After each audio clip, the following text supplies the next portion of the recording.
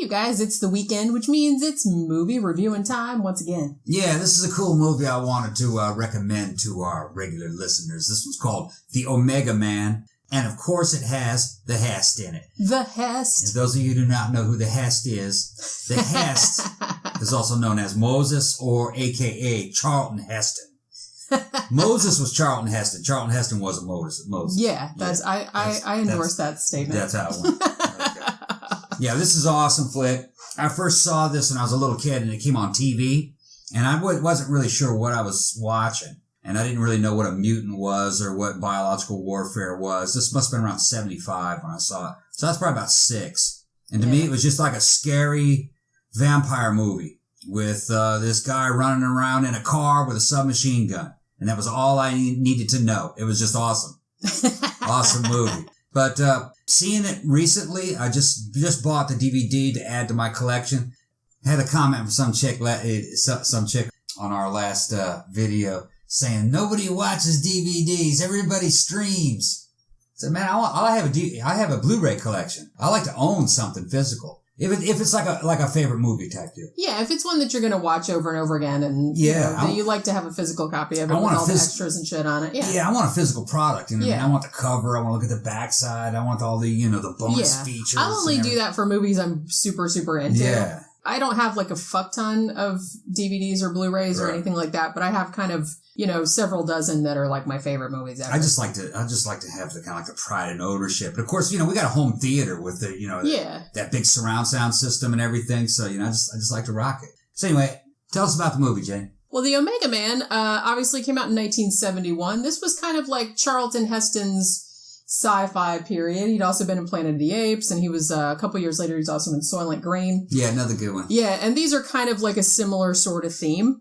Probably everybody knows, but the movie is actually a loose adaptation of the 1954 Richard Matheson novel, I Am Legend. Yeah. Now, I Am Legend had been made into a movie before, in 1964, and the movie was called The Last Man on Earth. It was made in Italy, and it starred Vincent Price. Yeah, we saw it. It's a good movie. And I have to say, of all the adaptations of the novel, none of them are really that close to the book.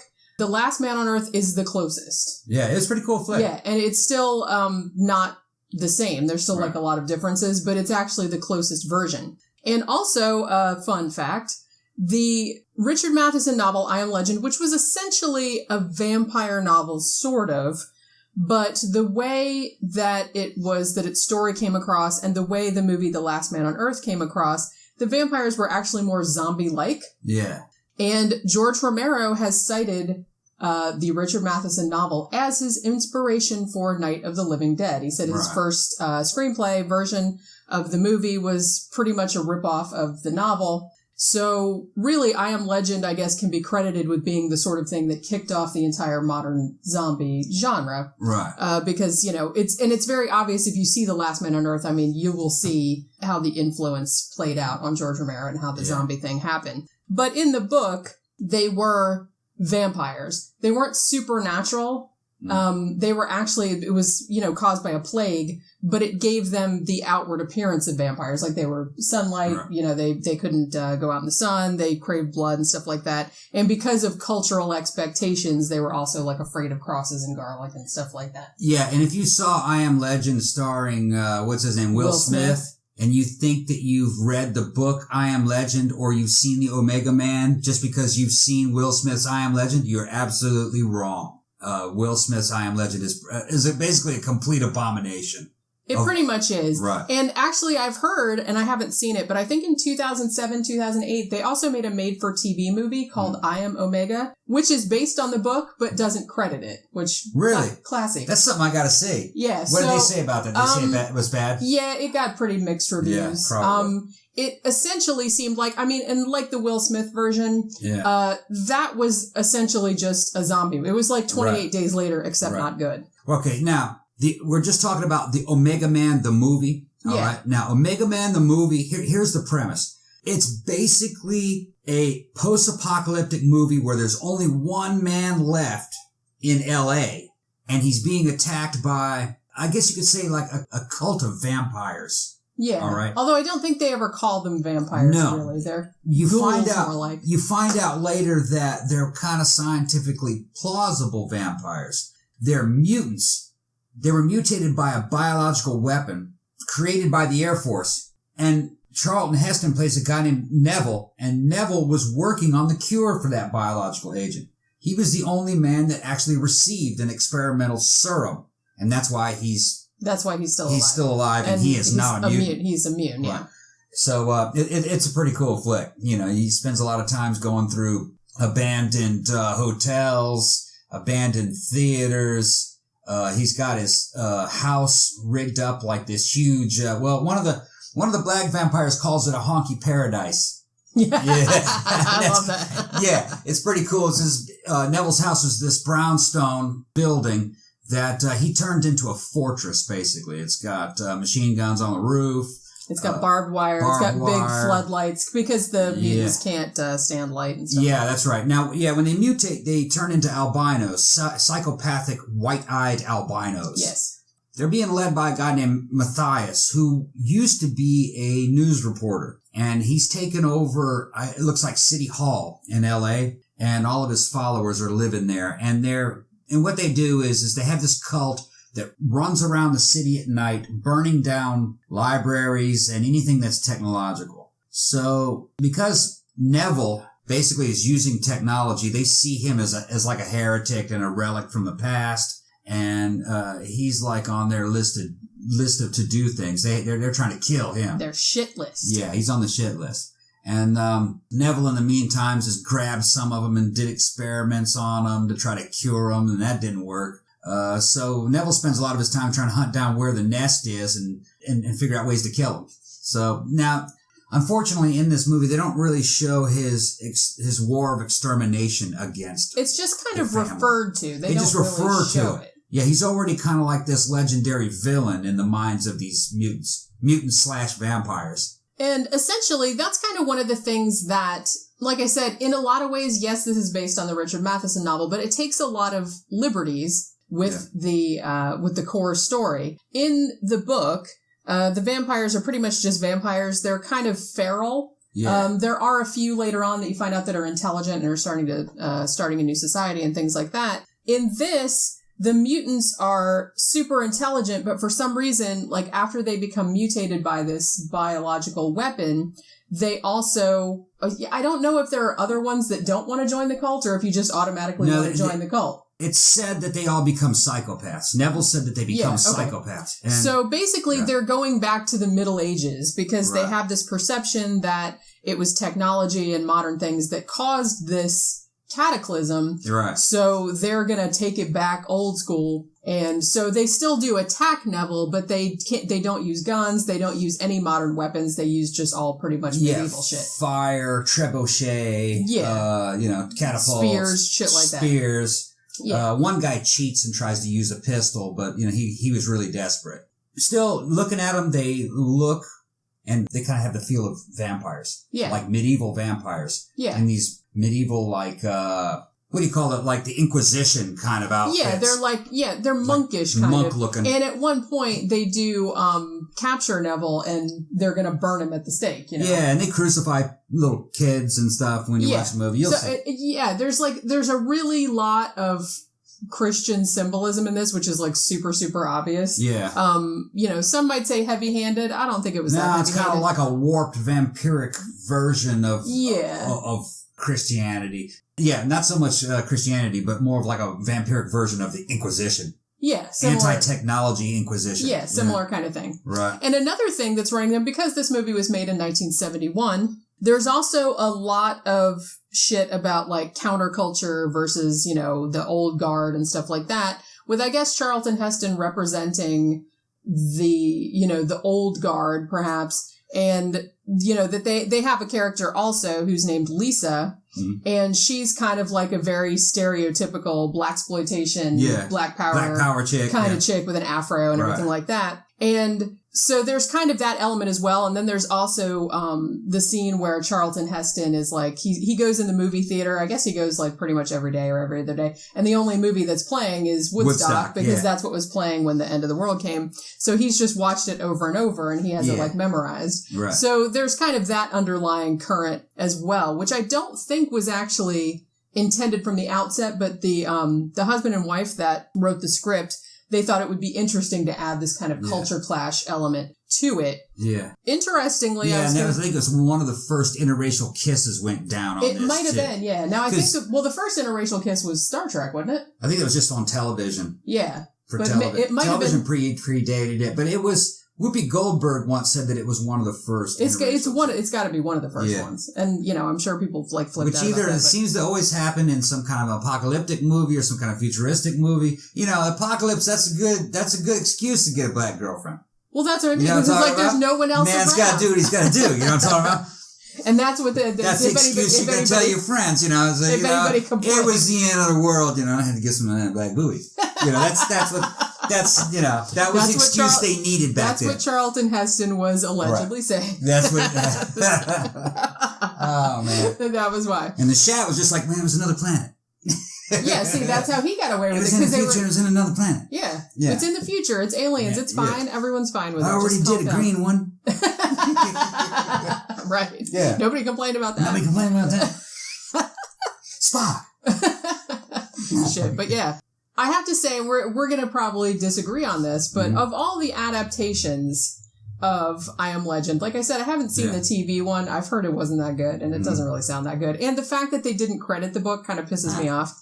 I'm going to say The Last Man on Earth is actually my favorite adaptation because it hews closest to the novel. It's closest to the book. The Omega Man, like I said, seems like it kind of goes its own way. Yeah, I kind of consider Heston's Omega Man to be its own thing. It's kind of its own thing. And I really like the movie for that. Yeah. It's more of a post-apocalyptic movie. And it has a kind of a bio-warfare theme to it and a vampire theme to it going on at once. Last Man on Earth was good. It was really good. But it was more kind of like a zombie movie, more like Night of the Living Dead. But it did stay closer to the book as far as I know the book. I haven't read the book. Because really they're both good. They're different, but they're both good. And I think that, the book and the Omega Man actually have two really different messages. I think the Omega Man was kind of more like Charlton Heston, and he was a scientist, and he had come up with the vaccine, or actually in the end, his blood ends up being used as a vaccine, and he's kind of like, he wants to wipe out the mutants and get humanity back on track and help everybody get back to the thing. Whereas the point of the book was that these vampires were actually like a new race of people. Right. And Neville was the last human being that wasn't infected. And he was just going around killing all these, new race of people. Yeah. Therefore, he was the monster. Right. So, hence the title I Am Legend, because he's like a boogeyman. You're right. He's the monster. Because they were all afraid of him. He was like the last remnant of an old society that was gone now, that was still trying to terrorize the new people. Now, there's a lost scene to the Omega Man. And I've only heard of it. Nobody's seen it, at least nobody in modern times.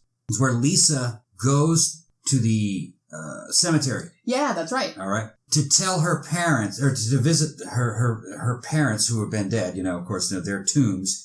And it turns out she's pregnant with Neville's baby. That's right, yeah. And while she's there, she sees one of the mutants, all right, from the family, a girl who's mourning the loss of a newborn child. So she sees that and assumes that her child will be born dead too. Yeah. Because it doesn't have the immunity. And she goes back and tells Neville that she saw one of the family members, or the mutants, with a dead baby. And he asks her, well, basically, did you kill her? She's like, no. He's like, what are you talking about? You should have killed her. But she's like, who am I to kill her when I might be in her shoes in a few days from now, or a few months from now, when the baby's born. And then he comforts her. He's like, yeah, I didn't think about that. But that scene was deleted. But in the credits, you see woman in cemetery listed. Yeah. And that's what they're talking about. Now, I'm kind of wondering... They said it was a good scene. They let me want to see it. And actually, I kind of wish they had left that in, because it would have introduced a lot of moral ambiguity that I don't think was really there in the movie. I mean, in the movie, it's pretty obvious that the mutants are bad guys. Yeah, well, they'll kill you on sight. That's what I mean. And they're crazy. You know, whereas in the book and in The Last Man on Earth, it's left a lot more ambiguous. Like, who's the bad guy? Is Neville the bad guy? Are the other people the bad guy? You know what I mean? Or are they the same as each other? Yeah. And I think they kind of got rid of that for them, which probably is why they took that scene out. Because they said, well, maybe that just kind of muddies the waters and we don't really want to do that. You know, we want Charlton Heston to be the good guy. It's a classic flick. If you haven't seen it, go rent it. I think you can rent it on YouTube. It's dated. Okay, especially the action. The action has choreography along the lines of maybe a couple notches above a Star Trek original series. All right, but not as fun as that. Not quite as fun. But it is a cool movie to watch. Yeah, I'd say that I really liked the scenes with Neville running around in the daytime on that baby blue Mustang with that Smith & Wesson submachine gun, shooting at people running by the windows. That's pretty cool. The ending scene, the climax of it, wasn't quite done to say 1980s type specs. You know what I mean? If this movie were done in the 80s, it would have, I think, had a little more of a fiery shootout at the end that let you know, this is an end. But the way this one ends, it's kind of like, Lisa lets the vampires into his apartment. They capture him. He grabs an MP40. He shoots his way out of there. He ends up going to the middle of the street. He brings Lisa with him. He shoots at the bad guy, who was Matthias. His gun jams. Matthias throws a spear, gets him. The sun comes up. He hands over his blood. You have to see the movie. Yeah, like I said, Christ metaphor. Where his blood is going to save humanity. And also he even dies in like a very Christ-like pose, like in the fountain and stuff. And Neville really didn't go out with like a blaze. There should have been a good shootout scene. Yeah, it was a little anticlimactic. It was a little bit anticlimactic. If there weren't that many family members, there should have been a lot more of them. There should have been about 400 of them, 500 of them. Movie should have ended with a big assault against his house, which is like a castle. He should have machine gunned a couple of hundred of them, and then they eventually get to him. It should have been something like that. Yeah, he would have been like overwhelmed by numbers. Yeah, like I said, like happens like in some of the better set pieces on The Walking Dead, where it's like, you can fight a few zombies, but there's thousands of them coming at you. Yeah, by the time the 80s rolled around, they knew how to end an adventure action movie. And in the 70s, they were still kind of... Well, the pacing is a little strange, and I have to say that I saw the Omega Man a lot when I was a kid, and then I didn't see it for probably 15, 20 years. And then I saw it about 3 or 4 years ago, and then we watched it again a couple days ago. And it's weird because it seems like a different movie every time I watch it. Like, I don't know if it's because I forget a lot of what happened. Like, it's kind of like Planet of the Apes, where if you haven't seen it for a long time, like, you only remember certain, like, iconic scenes. Yeah. And you forget all the shit that happened in between the Oreo filling of the movie, as it were. And, so when you see it again, you kind of forgot all that shit. So you're just like, oh, yeah, this happened, and then that. And there's really, I feel like the Omega Man, I like the first half of the movie better. Yeah. When he thinks he's the only guy. Right. He's kind of... he's kind of like, I mean, it's been 3 years, right, in the context of the movie. It's better when he's on his own. And he's like talking to himself. He's like playing chess with a bust of Napoleon or whoever it is. Yeah, the vampire mutants come to his house at night and say, Neville! And all that. Neville! And they're crawling and he's shooting at him with that infrared scope on that BAR. And he's kind of, and he's cruising around in empty Los Angeles during the day, like trying to find these mutants and stuff. He's jogging over dead people. Yeah. And, and also the shots, and actually it's pretty cool because the shots of LA, it's really, I mean, eerie. For 1971, it's pretty creepy how they got those, like every now and then, you'll see a car like moving. There's a car in the background, like that they didn't get. But they would clear the streets out to get that shot. Yeah, they shot it on Sundays and stuff when everything was closed. And, it wasn't like, fucking later movies where they can just wipe people out with CGI or whatever. But, back in 1971, they're having to, okay, everybody just get off the street.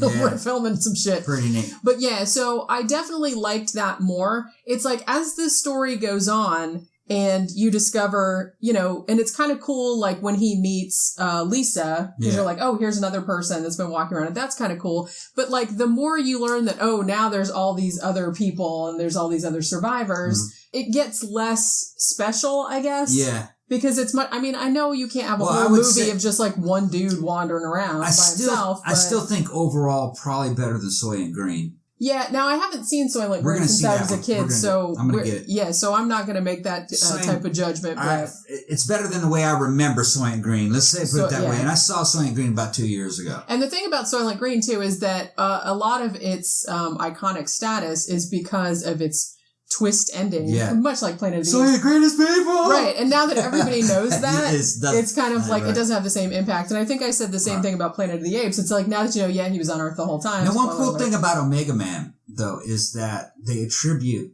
a lot of Arnold Schwarzenegger's one-liners that appear in the 1980s as what was used as the one-liners that were used in Omega Man. Yeah. Like, thanks, you cheating bastard, and all that kind of, the whole 80s one-liner thing. Yeah. Evidently started with kind of came from that? From the Omega Man. Oh, that's interesting. Yeah. I didn't know that. Yeah, I could kind of see because... Like, I'll be back. Yeah. That kind of shit. Because Charlton Heston's character, and it was very kind of wry and sort of... Him talking to himself. Yeah. Your move, Caesar.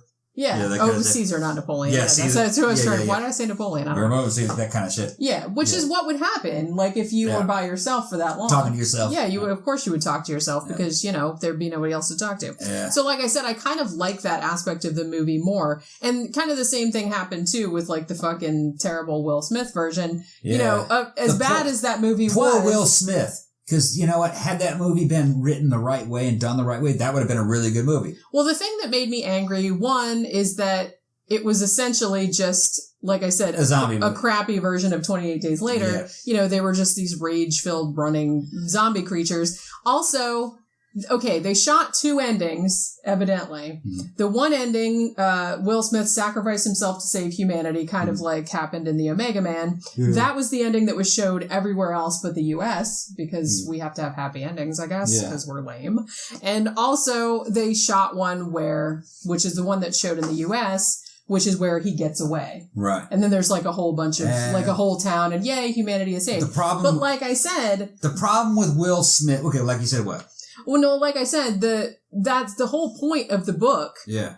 Is that the main character is supposed to be a monster. Right. It's supposed to be like a twist ending. Exactly. And none of the movies really get that except for Last Man on Earth. Now I'm going to give you my take on Will Smith's I Am Legend. The problem with it was two major things. First of all, it was not a global pandemic. It was just an outbreak in a city that really ruined any kind of feelings of isolation that Neville has to have. It was just the city. Yeah, see, it wasn't a global pandemic. Yeah. They were talking to him on radio, so he wasn't alone. That was one thing that they did wrong. Second thing that they did wrong is that the mutants couldn't talk. Yeah. So... there you go. The coolest things about the Omega Man and Last Man on Earth and the original I Am Legend is that the so-called vampires could talk. They were characters in the story. And, you're supposed to be able to see things from their eyes, too. So they just dumped them down to, like, rage zombies that ran around. Because, like I said, that was the whole point, is that you were supposed to flip the perspective around. Because the whole movie, you're supposed to think these mutants, vampires, whatever, were bad guys. But from their perspective, Neville was the bad guy. Yeah, he was the last man on Earth, and he was a monster. Yeah. That's what I mean. That was what the whole point of the book was. Right. And like I said, they did do that in Last Man on Earth. Not so much Omega Man, but... Yeah, and that was one of the problems, the minor problems with Omega Man, is that it didn't show Neville's campaign of extermination against the family. And I think... So he didn't have the monstrous quality that the family... The audience didn't get the monstrous qualities of Neville, because they didn't see what the family went through. They should have had a lot of scenes with Neville just fucking them up with flamethrowers and bombs. Yeah. And machine gunning hundreds of them or dozens of them, Because it should be noted that in the book, now in every iteration of this novel, Neville is always portrayed as a scientist, usually a scientist that was working on something, akin to that. Yeah. In the book, he was not a scientist. He was just a guy. Just a guy who figured it out. And he just figured out the biological agent that had caused the plague and things like that. But he only wanted the information about the plague so he could more effectively kill the vampires. He wasn't really trying to cure them. Right. He just wanted to find different ways of wiping them out. I have hopes that one day a better version of Omega Man will appear. Not I Am Legend, not Last Man on Earth, but a reboot of Omega Man. And the way I would do it is it would be something along the lines of Mad Max. It would be a post-apocalyptic story. He's the last man on Earth. He's doing a campaign of extermination on these damn vampire-like mutants. And there's a lot, you could do a lot with that story. Yeah. You might be able to make 2 or 3 movies of that. Well, one guy alone, using all these survival tactics, making his own fortresses, deathmobiles, that kind of stuff. Yeah. It'd be kind of like a zombie movie, but it'd be vampires. They could talk. They think he's a monster. He's the last of his kind. You know what I mean? That's what I mean. And they can't use technology. He's using technology. And he spends all of his time being kind of like a one-man demolition crew, almost kind of like a almost like a zombie movie. But imagine if you were the only one left. And you were the monster. And the zombies were normal. That's why the first part of Omega Man is the more effectively creepy to me, because you think that he's the only person left on Earth with all these mutants and stuff like that, which is way scarier than, I just went down the street and found some people. Right. You know what I mean? And it's kind of more alienating and scarier than, say, like Fear the Walking Dead, where there are groups of survivors. Yeah. Fighting zombies. In the Omega Man, you're only one guy left. Yeah, because you have to think to yourself, what the fuck? It's kind of like a desert island scenario. Right, if you were like the only person, like how long would it take you to go crazy and stuff like that? But, you have the added, detail of like all these monsters that are like actively trying to kill you. And they can talk. Yeah. And they have their own culture. And they're intelligent, and they have their own culture, and they're trying to basically wipe you out. Right. Now, one of the things, and I should say this, I'm going to have a little bit of a criticism. Yeah. One of the things that I didn't like about the Omega Man is that, like I said, it's been 3 years, I'm guessing, since the plague spread, and since everybody died. And evidently, these mutants have been trying to kill Charlton Heston's character for a long time. Yeah. Now, yes, he is in a 3-story building. He's got the elevator all locked down and stuff like that. So you can't get in through the lower floors. He's kind of converted into a minor fortress. And it's kind of like a fortress and stuff like that. But the thing is, the mutants have catapults, like with fireballs in them and shit like that. And Charlton Heston, he lives up on the 3rd floor. It looks like he stole like all the fine art from every museum in LA, which is kind of funny. He made it a honky paradise. He made it a honky paradise. He's got all the best scotch, like stocked him in there, which we would do, I don't blame him for that. Yeah. But he doesn't like close the upper windows. He just, he likes to go out on his balcony and stuff like that. Yeah. You would think that, like I said, the mutants had a catapult, that they would have burned that shit down long ago. One time they throw a little fireball in there using the catapult, and it does catch the curtains on fires, but he just uses a fire extinguisher, put it out, and then he shoots at him a couple times. Get out of here. And they're going, devil! Yeah. But that's what I mean. See, here's the thing, too. They never really show Charlton Heston sleeping. So, like, when does he sleep? Because, like, evidently, he goes out during the day, he goes to the movies, he kills mutants. But then at night, he defends his palace. He defends the house like you would have to, because if they come out at night, then attack your house. I mean, you can't sleep because they could set your shit on fire and it would burn down with you in there. You would think that Neville would be also be nocturnal. That'd you would have to be, because otherwise they could sneak up, because like later in the movie, the lieutenant of the mutants, he basically just climbs up the side of the house, which he could have done at any time. Yeah, he had I think it was a grappling hook, if I remember. Yeah, he could have done that whenever. And another thing is that the mutants, aka the vampires, whatever you want to call them, they can't use modern technology, but they allow themselves to use medieval technology. Yeah, don't go that far. So, if he's in a fortress, why don't they just use a siege tower? That's medieval technology. Yeah, there's a lot of shit they could do. You could just roll it up to the house, climb up the stairs of the siege tower, and jump on his roof. Yeah. As soon as you get on his roof, you got him.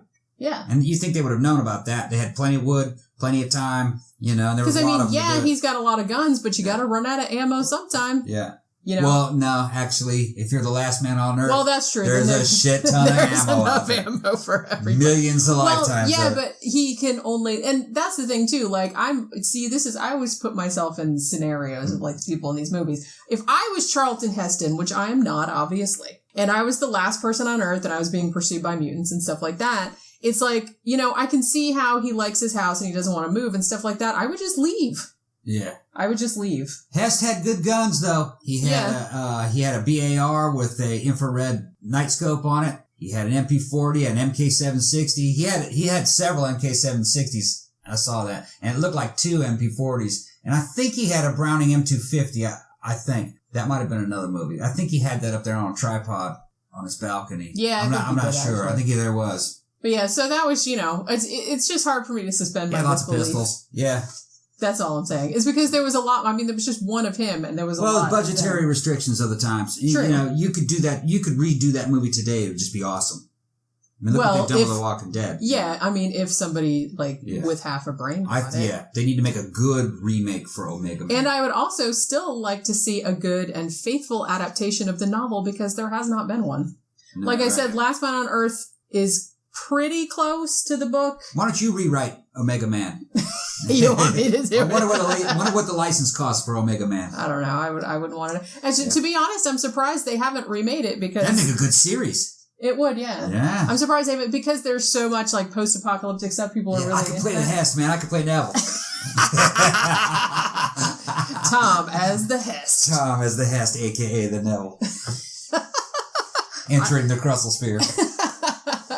I'm gonna have the Crustle work on the movie just so I can be deeper into the Crustle Sphere. Have him doing something. You got this all figured out. I got it all figured out. Okay, let's shut it down. All right. Anyway, so if you like 1970s horror stuff, it's not really a horror movie. It's more of a sci-fi, sci-fi thriller. Sci-fi thriller type of movie. And post-apocalyptic, too. Yeah, post-apocalyptic kind of stuff. And if you want to see kind of where the whole post-apocalyptic zombie thing of today kind of had its roots and stuff like that. Well, first thing, I'd recommend reading Richard Matheson's book, because it's really good. It's not very long. Last Man on Earth. But Vincent Price. Last Man on Earth of Vincent Price, that's actually my favorite. A lot of people don't like it, so it's boring and stuff like that. Last Man on Earth, I think, is on Netflix. It might be, yeah. It was on Instant Watch for a while. But yeah, so that's the closest to the book. But the Omega Man, like I said, it's like a really cool, if you like Soylent Green, if you like Planet of the Apes, any of those kind of, even Logan's Run, if you like that kind of stuff that came out around that time, then you'll probably dig this, although I'm sure it's like throwback sci-fi. There's something to be said for it. It's from a simpler time, but it does have its own message. Well, and it has its own charm. It's very of its time too, because there's all this stuff about Woodstock and Black Power and like the whole culture clash, but it's counterculture type stuff. Part of the problem with sci-fi today is they're trying to make too much sense. And there's a certain amount of limitations when you're making too much sense. It doesn't have enough strength and wisdom to violate logic. There's something about that it has its own charm to it. It really does. Yeah. And honestly, I don't know if you can get away with it nowadays. You could get away with it back then. These fuckers are too smart, man. That's why. Because I think people were, I think people were a lot less critical back in the day. They'd be like, oh yeah, that was, I suppose so. Right. You know what I mean? They just kind of, I remember my dad calling bullshit on that shit though, even back in the 70s. People were smart. The thing was movies were about fun. Yeah. You'd see a weird-ass situation, you have fun looking at it, go, what I would do is I'd do this. It's that kind of stuff. Yeah. Maybe everyone's too analytical. They're too analytical and nitpick shit too much. Internet. Yeah, that's true. Yeah. I feel like I don't know. Okay, I can't really say that I don't do that, because honestly, unless a movie actively insults my intelligence, I will generally roll with it. Unless it just gets so aggressively stupid that I can't take it anymore. I can roll with Dune because I read the movie. I know what the movie's trying. I read the book, so I know what the movie's trying to say. You know what I mean? But making a movie about Dune is kind of like making a movie about the book of Genesis out of the Bible. You can't make a movie about Genesis. Well, you can. Too many goddamn stories. Too many characters. Yeah, too many characters. Too convoluted. Too many convoluted. Well, imagine you trying to take the book of Genesis and make it an hour and a half long movie. You can't. But that's what they try to do with Dune. Yeah. Dune is unmovieable. They could do a series of it. They could do a series. But it'd have to look like De Laurentiis' fucking Dune. They got the look in the And honestly, I love David Lynch, but Dune, I can't, it does not make any sense. And I read the book too, but that was a long time ago. I had no fucking idea what's going on in that movie. We'll talk about Dune another day. Yeah, we'll probably do one on that too. Right. But I can't, it's hard for me to sit through because I'm just like, what? Why? I don't know. Yeah. And I like weird shit. I like, shit doesn't have to make sense. It's fine. I can roll with it. Every bit of dialogue out of Dune is like the pontifications and statements that you would see out of the Old Testament. Yeah, true. You know what I'm talking about? Yeah, that's true. And thus it has begun. The sleeper has awakened. All that kind. Yeah, okay, shut the fuck up. So portentous. Yes. So anyway. The mouse, the Muad'Dib, hand me the Gorm Jabbar. Okay. Long live the fighters! it's just kind of like nobody in Dune, just like I guess nobody in the Bible, ever is just like chill. No, they never say anything. It's always some... Hey, bring me a beer. It's almost like a religious statement. The spice must flow. Yeah, everything has to have this ominous, portent kind of, which is like very... I mean... Legions of Sadukar! Even Shakespeare characters made fart jokes. Come on. Lighten up a little bit. Yeah, fucking Dune's heavy. But we're talking about Dune and we're on a Mega Man video. Shut it down, Jenny. Do what you do. Shut it down. All right. Shut that shit down. You got it on your shitting pants? Yeah, I got my shitting pants on. Negan. Yeah, okay. All right. So anyway, I hope you enjoyed this. God, we fucking ramble all the time, don't we? This rambling review of the Omega Man with the Saturday. It's Saturday. We're not even drunk. I'm kind of caffeinated, but that's about it. Okay. But yeah, so... we'll work something out. Yeah. We'll work something out about being drunk. Yeah. Okay. All right. I'm going to turn this shit off and go get to work on that. All right. So just remember, check out our Patreon, check out our blog, check out all our other shit on Facebook, Twitter, yada, yada. And we will see you next time. Bye.